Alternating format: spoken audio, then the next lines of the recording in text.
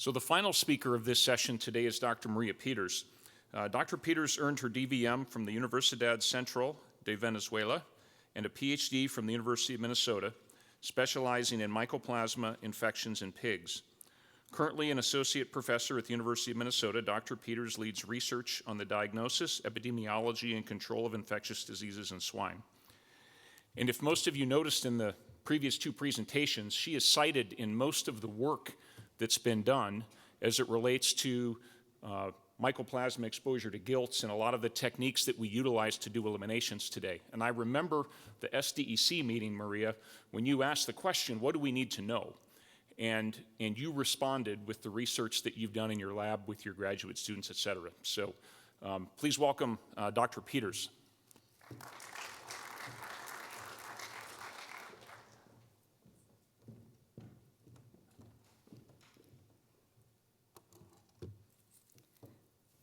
Thank you for the introduction, Joel. And I think that Dr. Pijuan, if he were alive, he wouldn't have believed all this.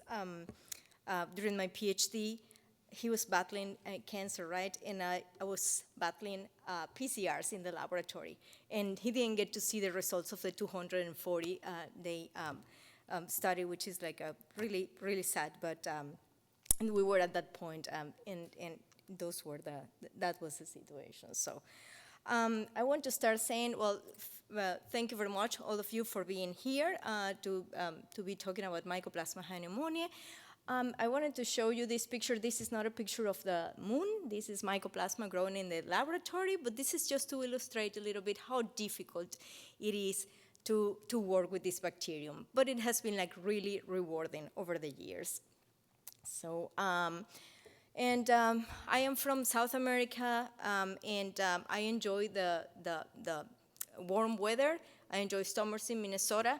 I don't enjoy, though, the dandelions growing in my garden and in my yard. But I want, during this presentation, to try to make you think a little bit about that and how to turn things in a positive way. So all summer long, I'm trying to get rid of these things, these weeds, and I have started trying to dig them out and, doing things in a more natural way. I have told my husband, let's just do chemicals. I am tired of this. And I don't know, you think that you're still losing the battle, right? But there are ways in which we can try to turn things into positive situations.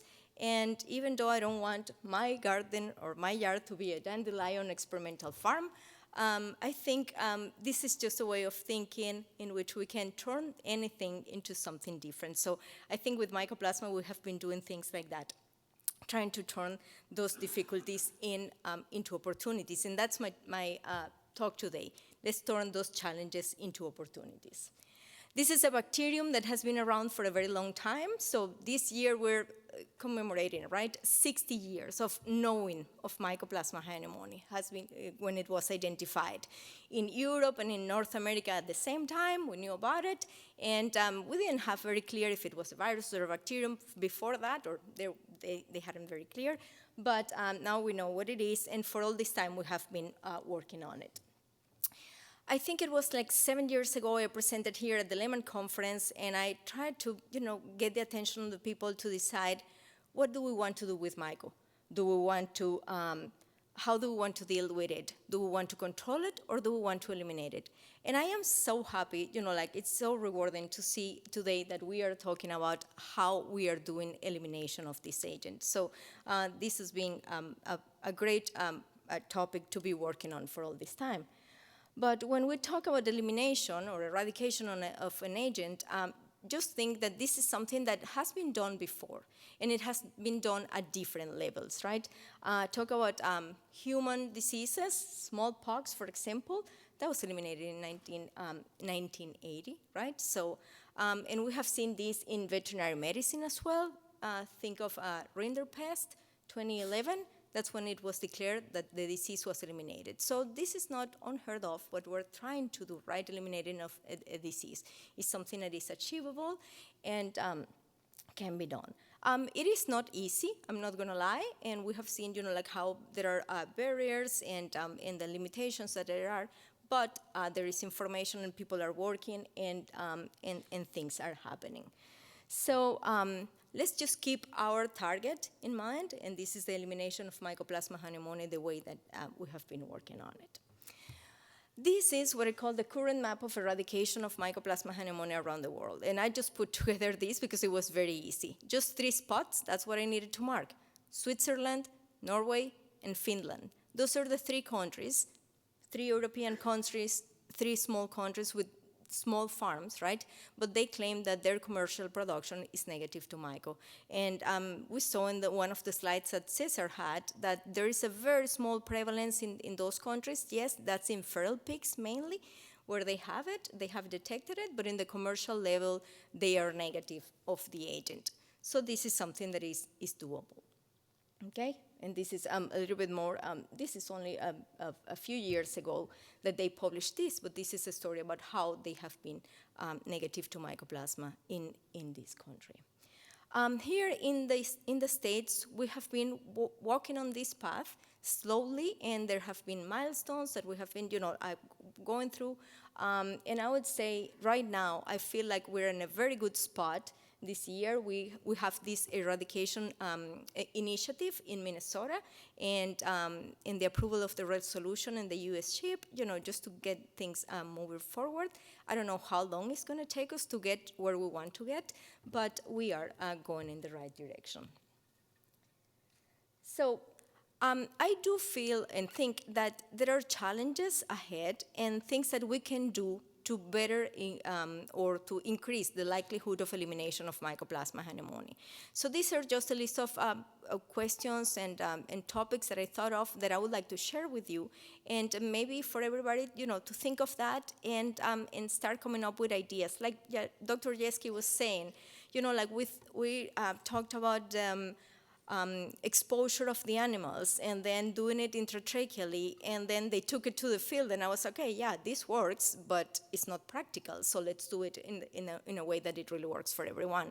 So all these things and the work that we have been doing over the years have been with the producers and the practitioners, the people who are really doing it in the field, and it is really impressive to see all the creativity that there is and how things are applied.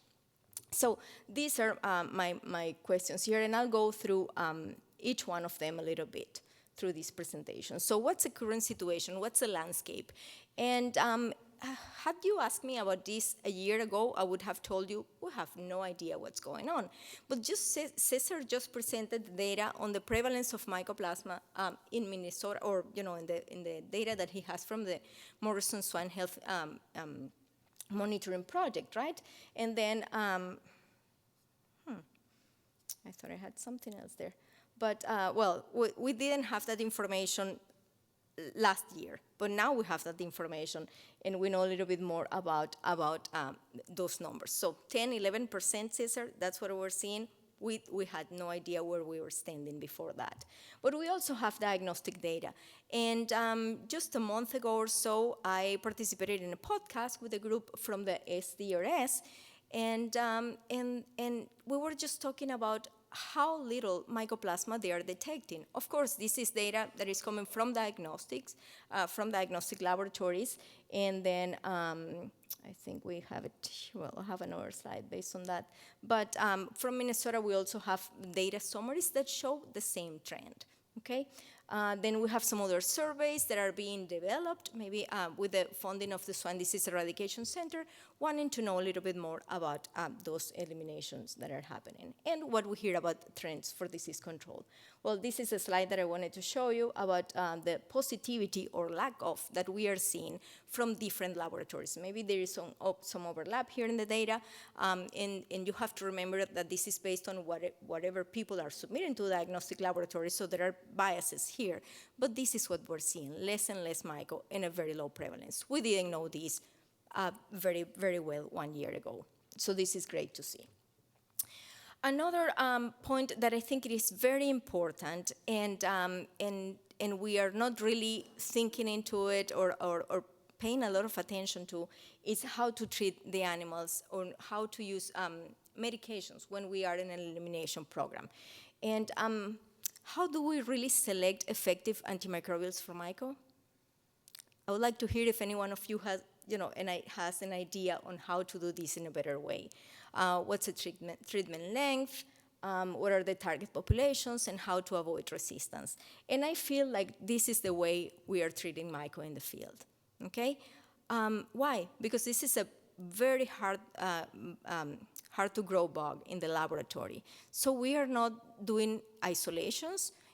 To be able to do an susceptibility testing in the laboratory, we need an isolate, right? At least, right now, this is the way we're measuring it. But for Mycoplasma, we're not doing that. So we are going with the antibiotics that we think are going to be effective, but we don't have a very good idea how that is. So in Europe, they have this program that is called Mycopath, and every 5 years or so, they get isolates, and this is a collaboration with the industry, pharmaceutical companies, and they all get isolates from different countries, and you can see here, this is only 50 isolates in 5 years that they were able to put together. This is a huge collection for Mycoplasma. This is so hard to grow, but they are getting this data. Do we have anything similar in the US? I don't think so. I'm not aware of it.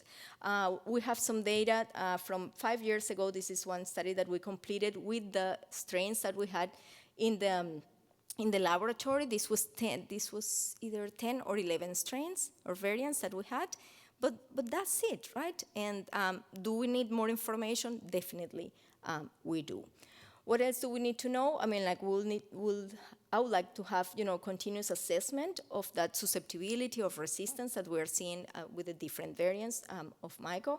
Maybe more practical tools to measure that, and definitely identification of breakpoints, which are non-existent for Mycoplasma, and finding ways to do this in a way, in a culture-independent manner. Okay, growing Mycoplasma is very, very hard, and we'll have to find a way to do it differently. So if you have ideas about this, I'll be all ears. This picture is, similar to what Dr. Jeski showed. So this is intended to be like this. And don't take me wrong, this is a process that has allowed us to move forward with the eliminations, with exposure and elimination of Mycoplasma. But this is something that ideally we will do in a different way. So I think, to me, this is a process that is begging for standardization. Like, people do it differently. Of course, you're preparing the material in your own farm with your own isolate, and you don't want to bring in something, from outside. But what are the controls? How are we doing this? And it will be ideal to have improved safety and biosecurity. And even though we're not really thinking about it because we're not seeing the effects, but is there any effect in the environment that we are not aware of? It will be very good to be able to have improved biosecurity and safety. How to measure the success? And, is it the number of animals that get infected and how quickly they get infected, or that clinical signs that we are seeing? This is a little bit over the place, and people are going to measure it, are measuring it different ways, so it will be great to have an assessment that is more objective.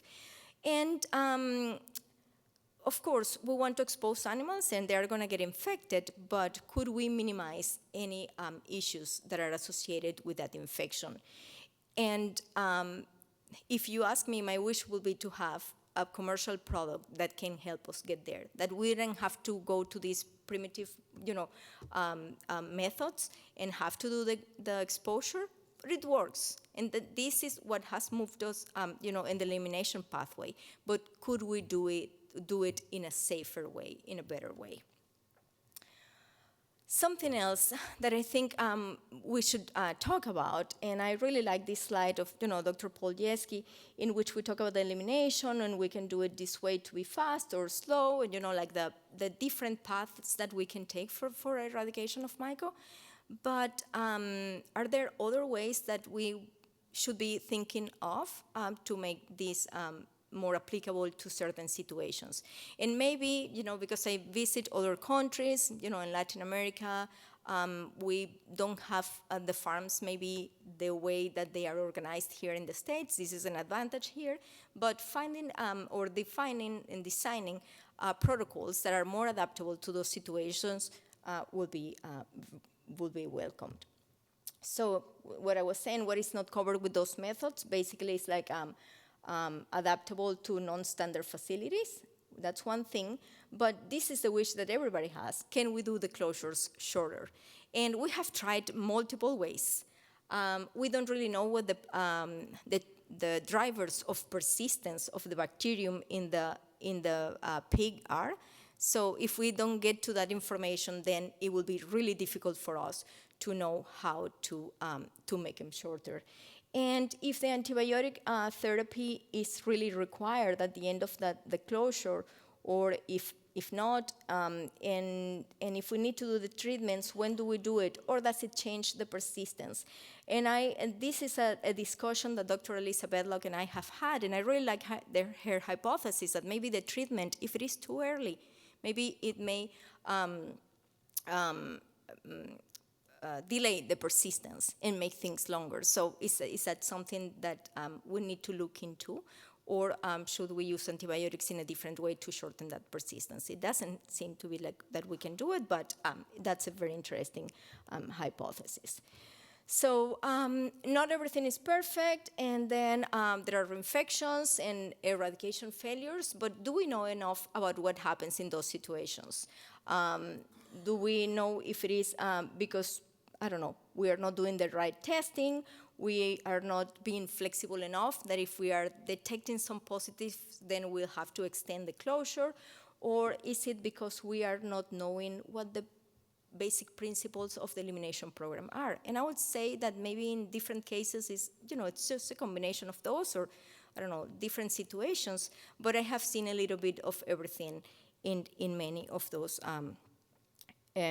of the failures that I have been hearing about. How does the mycoplasma eradication look these days? And I would say this is pretty similar to how it has been in the last, 2 decades, that we don't have any traditional research support. I would say we are not working, with federal funding, trying to get this information, but we have been working with the industry. And I really like how, practitioners and producers are really supporting this. And then we have them, now the Minnesota Pork Board and the Swine Disease Eradication Center and all these groups that are non-traditional supporting this and being able to move forward. One of the important things is that different from other diseases or agents, we don't have that limitation of the geography. It's not like the elimination has to happen in one specific county to be successful, so it can be happening in different areas, and we can still be doing things that way. Okay. Mycoplasma research is very limited, I would say, around the world. If you see here, very flashy map and all that, but this is only a very few laboratories. I would say these are the main ones in which we are doing research on myco. And now that we're going to be doing eliminations, it's like maybe less and less resources will be put into it. But I would say we need to keep focused, and we need to keep working on this, the best way to try to get to the objective that we have. We're not going to have, those publications in Nature and Science, because this is not the way in which Mycoplasma behaves. But we do have great people working on this and contributing to the literature. So I really would like for you to keep working on that. I have a wish list of things that I would like to have, for Mycoplasma, for these elimination programs to keep moving forward. And one will be to have shorter eradication protocols, definitely, but we haven't really identified the triggers for persistence. So I think that's key, and we'll need to work on that. I would love to see vaccines that generate greater protection. And don't take me wrong, the products we have right now, partial protection, that's good, and they help quite a bit with the elimination programs, but maybe if we had better products, then that would be even more beneficial for the programs. identifying antibiotics that can help clear the pathogen, if there are, working with more bactericidals instead of bacteriostatic agents, and practical diagnostic options. I know anytime that I talk to Dr. Yeski, he says, yeah, Maria, you told us this is the right way to diagnose myco, but now tell me what is easy and doable at the barn. So it really, it's like, okay, we have worked so much, we know it, yeah, but you're not happy with that. So I'm not happy with that either, and we should have more practical diagnostic options. So I would say over these years, I have learned that Mycoplasma, working with Mycoplasma, is a test to patients. It's a source of disappointment and frustration at best, but it is also rewarding. Like seeing what we have done with all the little support that we have gotten from certain sources is really rewarding, and it just keeps you wanting to work in this. Also, I wanted to mention quickly, we have been looking into the effects of elimination on sustainability, right, and how we are adapting to these ways in which things are measured these days. And growing pigs that are infected with myco, we know that it takes a little bit longer, and this is data from a study that Shelby Krebs, a student in my laboratory, has been doing, and she has been looking at the effect of myco eliminations on the sustainability and the metrics, and then she has seen, like how many more days a pig infected with myco will stay on feed, and what that means for the metrics of sustainability. So I know this is a very long list, but just to select one thing here, just global warming potential, just one measure to look at sustainability. We can see here how when we do have animals that are positive for myco, this global warming potential increases, and depending on how severe that infection is, it will be higher or lower. But this is another area that we're working on. So with that, I would like for you to, take all these messages and think that, yeah, there are limitations, there are barriers, there are challenges, but we can, working together, turn these into opportunities for the elimination of myco. Let's move forward with elimination. Thank you.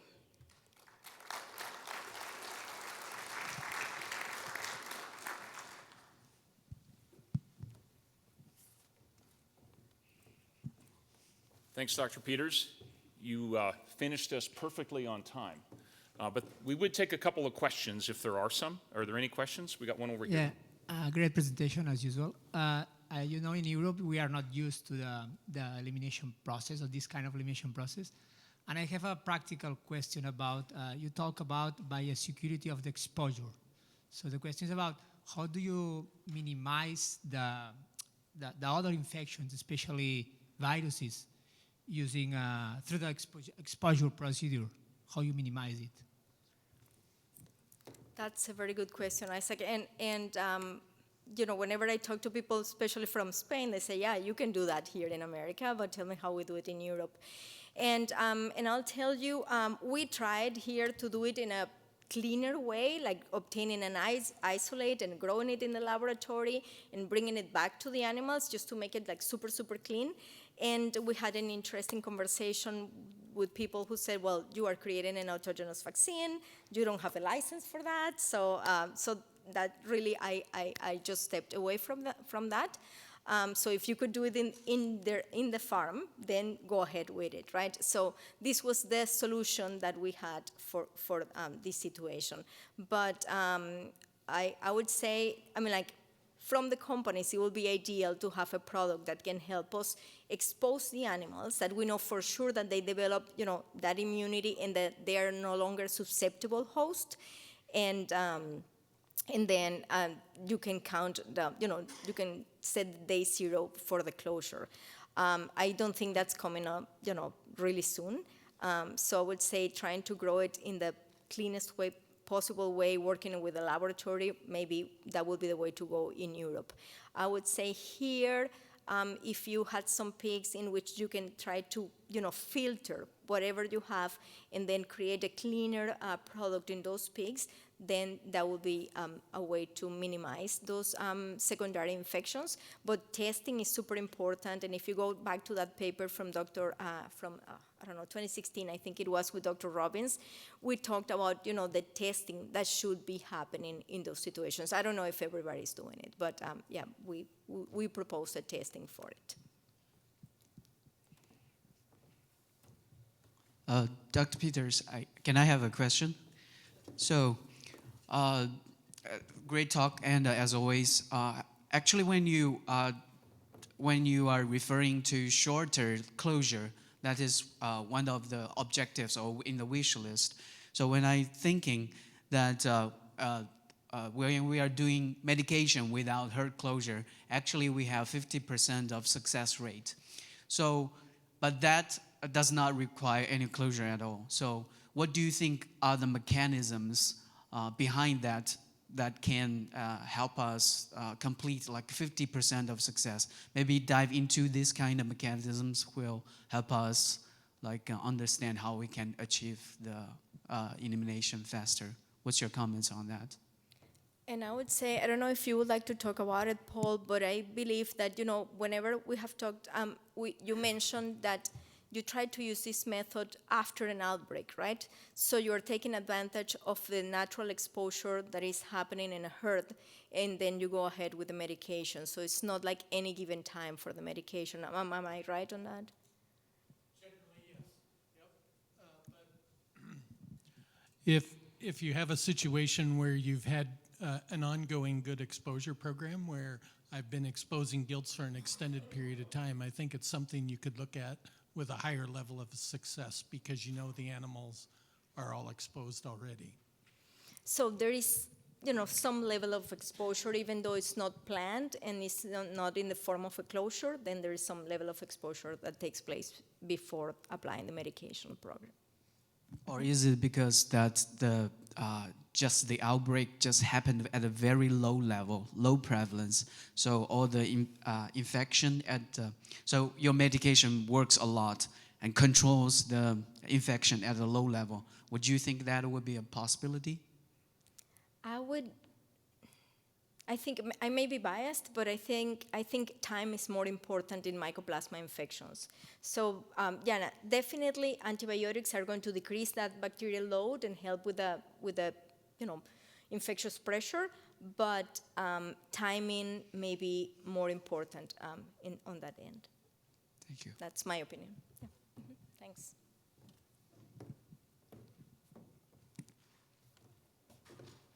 Last call for questions. Very good. Well, thank you all for attending this session today, and let's give a round of applause to our speakers one more time. Thank you.